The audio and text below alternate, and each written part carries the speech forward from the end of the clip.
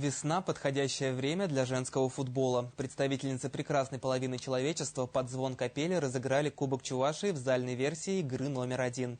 Кто получил почетный трофей, в сюжете моего коллеги Вячеслава Ильина. Кубковый статус соревнований заметно расширил не только список претенденток, но и возрастной ценз допущенных к участию в турнире команд. Великолепную семерку мастериц кожаного мяча составили школьные, студенческие и ветеранские футбольные дружины. На волне того, что будет проходить чемпионат мира в 2018 году в России, возрождаем женский футбол в Чувашии. На данный момент у нас идет развитие в основном детского футбола и студенческого. Студенческого в связи с тем, что проходит мини-футбол в вузах, возрождение идет, а детский футбол возрождаем потихоньку сами. Несмотря на любительский статус участниц, в каждой из команд были лидеры с опытом выступления на официальных, республиканских и даже российских соревнованиях. Конечно же, с учетом возрастной разницы школьницам из Чебоксар, Ядерной поселка и Бреси было трудно соперничать со старшими коллегами. Тем не менее, организаторы сочли возможным поощрить девичьи команды. А финальный матч свел на площадке студенток Чувашской сельхозакадемии и столичную волжанку, игроки в белых майках.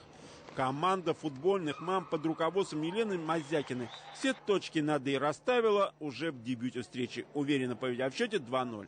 И здесь дело не только в спортивном фарте. В составе белых 3 мастера спорта России, а восьмерка, Лилия Портнова, играла в золотом составе еще той чебоксарской волжанки, которая в 2010 году завоевала Кубок Европы.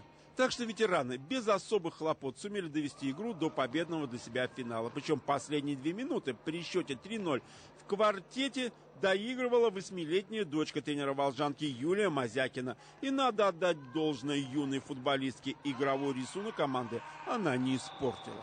У меня мама играла в футбол, и я решила твердо, что я тоже стану чемпионкой. А учишься хорошо? Да. На какие оценки?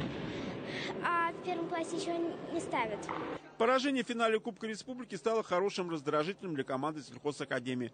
Так что молодая футбольная дружина будущих аграриев уже сейчас готова взять реванш. Для меня футбол – это на самом деле вся жизнь. Я с самого детства в него играю и призываю всех своих знакомых играть в него. Вячеслав Ильин, Вести, Чувашия.